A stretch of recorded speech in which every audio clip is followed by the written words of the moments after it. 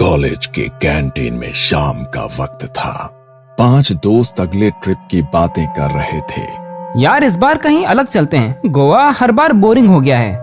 मयूर चुपचाप मोबाइल देखते हुए बोला, एक जगह है जहाँ लोग दिन में भी पूरे आराम से नहीं घूमते। सबकी नजर उस पर गई। कहाँ? मयूर ने सिर उठाया। दुमास बीच। एक पल की खामोशी। सूरत वाला दुमास? हाँ, मेरे गांव के पास है। कुशल की आंखों में चमक आ गई। अच्छा, वही हॉन्टेड बीच जिसके बारे में रील्स आती रहती है। मयूर हल्का सा मुस्कुराया, पर उसकी आंखें गंभीर थी। रील्स से पहले मैंने उसकी कहानी अपने गांव के बुजुर्गों से सुनी थी। मयूर ने कुर्सी पीछे खिसकाई। मेरी दादी कहा करती थी, जो कोई तमाने रात्रे दुमा सामाम नामा थी बोलवे तो पाचाला पारी ने जोसो नाहिम। मतलब दुमास में रात को अगर कोई नाम लेकर बुलाए तो पीछे मुड़कर मत देखना। ये सब अफवाहें होंगी। हो सकती हैं, पर मेरे गांव में मछुआरे सूरज ढलने के बाद उस तरफ नाव नहीं ले जाते। नील अब तक चुप था। उसने बस इतना कहा, हर कहानी ऐसे ही शुरू होती है, पहले डर फिर उत्सुकता। तो यार वहीं चलते हैं ना, वैसे भी ट्रिप तो प्लान कर ही रहे हैं, साथ ही मयूर का गांव भी देख लेंगे। नहीं, ऐसी जगहों पर जाना कोई समझदारी नहीं है। हाँ, मैं बिल्कुल नहीं आऊंगी अगर वहाँ रात रुकना हुआ। नील कुछ नहीं बोला। उसके चेहरे पर ना हाँ थी ना ही ना। मेरे गांव के घर में रुक सकते हैं, वहाँ से बीच कुछ 2 घंटे है, बस देखने चले जाएंगे। एग्जैक्टली, बस देखने। सिर्फ दिन में, शाम होने से पहले वहाँ से निकल आएंगे। हाँ, कोई एडवेंचर नहीं। सबने हामी भरी। शुक्रवार सुबह की ट्रेन की सीटें, हंसी मजाक, चाय और फोन। शाम होते होते वो मयूर के गांव पहुंच गए। गांव शांत था, हवा में मिट्टी की गंध थी। सभी फ्रेश होकर बाहर आए। तभी कुशल बोला, चलो अभी चलते हैं दुमास। नहीं, हमने तय किया था दिन में। रात को जाने का कोई सवाल ही नहीं है। मयूर ने भी सिर हिला दिया। कुशल निराश हुआ पर मान गया। अगली दोपहर उन्होंने ऑटो पकड़ी और 2 घंटे बाद दुमास बीच पहुंच गए। बीच लोगों से भरा हुआ था। लोग पानी में खेल रहे थे तो कहीं बच्चे बीच पर खेल रहे थे। कुछ बच्चे गुब्बारे लेकर दौड़ रहे थे। भाई यहाँ तो कार्निवल चल रहा है। तभी रिया ने जमीन की तरफ देखा। रेत इतनी काली क्यों है? नील ने पैर से रेत उड़ाई। ये रेत इतनी लूज है जैसे नीचे गड्ढा हो। कुशल ने मयूर की तरफ देखा। भाई सच बता, बीच पर इतनी काली मिट्टी कैसे? मयूर ने समुद्र की तरफ देखा। लोग कहते हैं यहाँ सैकड़ों सालों तक शमशान था। अहीनो इतिहासा अंधकर्मयाचे। सब चुप। राख मिट्टी में मिल गई। कुछ लोग ये भी कहते हैं कई अधजली लाशें यहीं दफन की जाती थीं। काली रेत पर लहरें जोर से टकराई। सफेद झाग और भी डरावना लग रहा था। सरकार ने बाद में शमशान दूसरी जगह शिफ्ट किया ताकि लोग समंदर के किनारे आ सकें। पर डर अब भी यही है। दिन में दुमास साधारण लगता है, पर कुछ जगहें अपना अतीत कभी पूरी तरह छोड़ती नहीं। दोपहर ढलने लगी थी। समुद्र की हवा अब ठंडी नहीं, भारी लगने लगी थी। अच्छा, एक बात नोट की तुम लोगों ने? सब रुक गए। पीछे तक लोग ही लोग हैं, पर यहाँ से आगे कोई भी नहीं। सच में जहां वो खड़े थे वहां से आगे बीच पूरा खाली था। तभी रेत पर झुका हुआ एक आदमी दिखाई दिया। फटी शर्ट, हाथ में बोरी, प्लास्टिक की बोतलें उठाता हुआ धीरे धीरे उनकी तरफ आ रहा था। मयूर, इसी से पूछते हैं। वो आदमी पास आया। उसकी आंखें थकी हुई थी और आवाज में अजीब ठंडापन। भाई, हावे अही में कोई के में નથી આવતું। ઘાની બડી જાગે છે અને પાણી स्वच्छ છે। कराना कहे भागे छे। सबने उसकी तरफ देखा। ज्याम मरता दे होने दफाना ववमम अव्याहता। हवा जैसे रुक गई। आ स्मशान ग्रह नोए भाग छे ज्या फक्त राख ज नथी पण मृतदेहो पण माटी मां भली जाए छे। रिया का चेहरा सफेद पड़ गया। नील ने बिना बोले कदम पीछे खींच लिया। आ रेती नीचे घणा लोको सुई रहा छे, तेथी ज लोको અહીં આવે છે। इतना कहकर वो आदमी आगे बढ़ गया। आरव ने चुपचाप अपनी खाली बोतल उसके हाथ में पकड़ा दी। कुछ पल तक कोई कुछ नहीं बोला। तभी कुशल की नजर दूर गई। वो देखो। दूर रेत के पार एक पुरानी सी छत दिखाई दे रही थी, जैसे कभी कोई इमारत रही हो। चल वहां चलते हैं। नहीं, और आगे नहीं। शाम होने वाली है, अंधेरा हुआ तो यहाँ से निकलना मुश्किल होगा। कुशल ने घड़ी देखी। अरे अभी 4 ही तो बजे हैं, 1 घंटे में वापस आ जाएंगे। 6 से पहले बाहर निकल जाएंगे। और पीछे लोग भी दिख रहे हैं। रिया, मैं बचपन से इसके बारे में सुनता तो आया हूँ, लेकिन आज पहली बार आया हूँ। वो रुक कर बोला, प्लीज थोड़ी देर के लिए चलते हैं ना। हवा जोर से चली, लहरें ज्यादा तेज लगने लगी। जैसे जैसे वो आगे बढ़ते गए, पीछे का शोर धीरे धीरे गायब होता गया। रिया की चाल धीमी हो गई। मैं आगे नहीं आऊंगी। सब रुक गए। मुझे ठीक नहीं लग रहा, मैं पीछे जाकर तुम्हारा इंतजार करती हूँ। तुम लोग जाकर आओ। आरव ने उसकी तरफ देखा और बिना कुछ कहे उसके साथ रुक गया। मैं भी रिया के साथ वापस जा रहा हूँ। हम तुम लोगों का इंतजार करते हैं। नील, कुशल और मयूर तीनों आगे बढ़ गए। थोड़ी ही देर में वो उस जगह पहुंच गए। वो घर नहीं था, बस उसका ढांचा था।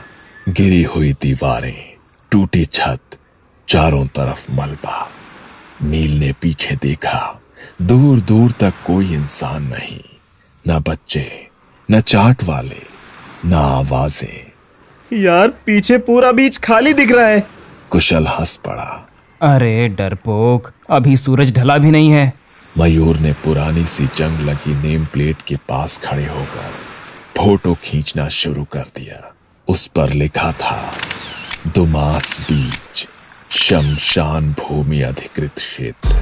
नील, अगर जाना है तो जा, हम आते हैं थोड़ी देर में। नील ने एक बार समुंदर की तरफ देखा।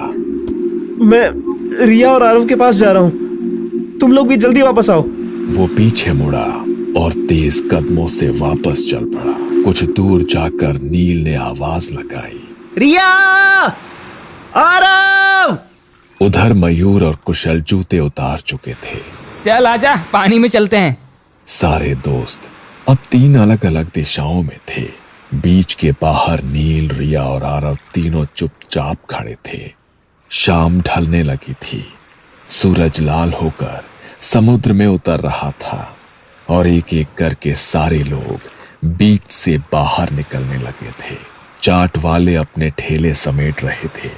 ऑटो वाले आवाज लगा रहे थे, चलो चलो, आखिरी ऑटो।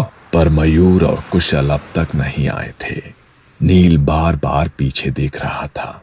यार, अब काफी देर हो गई है, सब लोग निकल चुके हैं। आरव ने भी मोबाइल देखा। 6 बजे हैं, इन्होंने कहा था 6 बजे से पहले निकलेंगे। नील ने आरव की तरफ देखा। चल भाई, अंदर जाकर देख लेते हैं। रिया ने तुरंत दोनों को रोक लिया। नहीं, अभी नहीं, शायद आ ही रहे हो। हम यही इंतजार करते हैं, प्लीज तुम अंदर मत जाओ। नील और आरव रुक गए।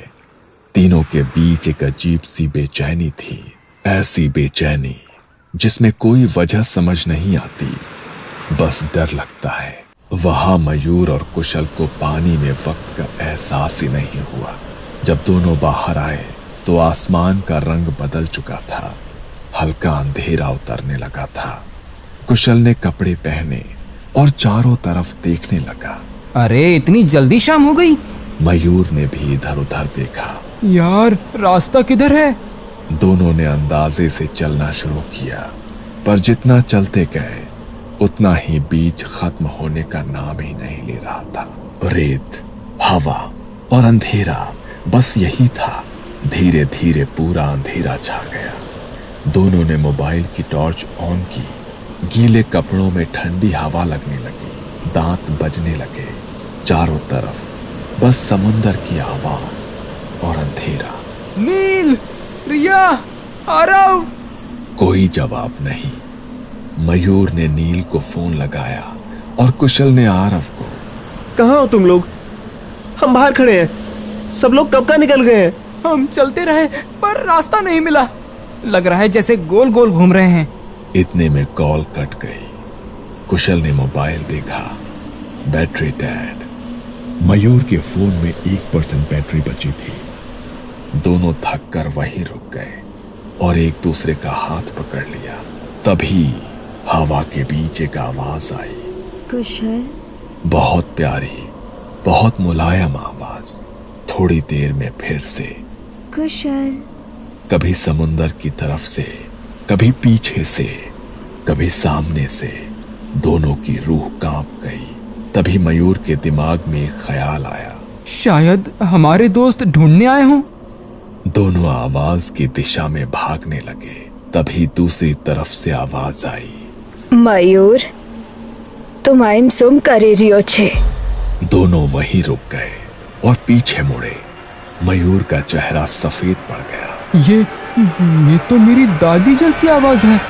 कुशल ने डरते हुए पूछा, तेरी दादी? मयूर ने धीरे से कहा, 8 साल पहले वो खेत से वापस नहीं लौटी थी। लोगों ने बहुत ढूंढा पर कभी नहीं मिली। कुशल का डर अब काबू से बाहर था। डर से पैंट गीली हो चुकी थी। भाई मुझे यहाँ से निकलना है यार, मुझे मरना नहीं है। तभी हवा में जलती लकड़ी की बदबू फैल गई। उन्होंने पीछे देखा, दूर से धुआं उठ रहा था। वो उल्टे दिशा में भागे कि अचानक पैरों के नीचे पानी आया। दोनों चौंक गए। हम पानी में कैसे आ गए? वो फिर उल्टी दिशा में भागे और फिर रुक गए। उन्हें सामने सफेद कपड़ों में चलता हुआ साया दिखने लगा। दोनों डर के मारे नीचे बैठ गए। आज तो खत्म हो गए भाई। उसने फोन देखा। रात के 12 बजे थे और तभी फोन ऑफ हो गया। अचानक कुत्तों के रोने की आवाज आने लगी और 10-12 कुत्ते भौंकते हुए उनके पास आए और उन्हें घेर लिया। कुशल बेल्ट उतार कर घुमाने लगा। मयूर उन पर मिट्टी फेंकने लगा। वो दोनों चीखे और धीरे धीरे पीछे हटने लगे। तभी मयूर को गीली मिट्टी मिली। उसने गीली मिट्टी फेंकी। दोनों लड़खड़ा कर फिसले और सामने देखा तो कुत्ते गायब हो चुके थे। फिर वही लकड़ी जलने की बदबू आने लगी। दूर से कुछ लोगों की आवाज आने लगी, राम नाम सत्य है, राम नाम सत्य है। किसी की अंतिम यात्रा जा रही थी। दोनों उठे और उम्मीद में उनकी ओर चलने लगे।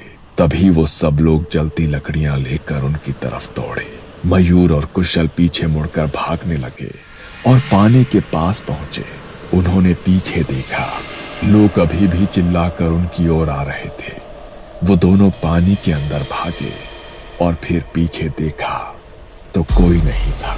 तभी समुंदर से एक विशाल चमकती हुई आकृति उठी। दोनों थकान से चीख भी नहीं पाए, बस भागते हुए बाहर आए। तभी फिर से कुत्ते भौंकने की आवाज आने लगी। जलती लाशों की बदबू, राम नाम सत्य की आवाजें, सारी चीजें एक साथ होने लगी। थकान से उन्हें चक्कर आने लगी और दोनों नीचे गिर पड़े और बेहोश हो गए। अगली सुबह नील, रिया, आरव, मयूर के मामा और पुलिस के साथ बीच पर पहुंचे, उस पुरानी इमारत के पास जहां कुशल और मयूर गए थे। पर वहां पर कोई नहीं था। वो उन्हें ढूंढते हुए आगे गए। कुछ दूर पानी के किनारे मयूर और कुशल बेहोश पड़े मिले। उनके कपड़े गीले थे, शरीर पर रेत चिपकी थी। उन्होंने दोनों को उठाकर घर लाया। उन्हें दोपहर में होश आया, तब उन्हें तेज बुखार था। मयूर के मामा शाम को डॉक्टर को ले आए और उन्हें दवाइयां दी। रात को जब बुखार उतरा तो उन्होंने डर डर कर कल रात की पूरी कहानी सुनाई। रात में अभी भी शमशान है। मयूर आज भी जलती लकड़ी की बदबू से नींद में चिल्ला उठता है।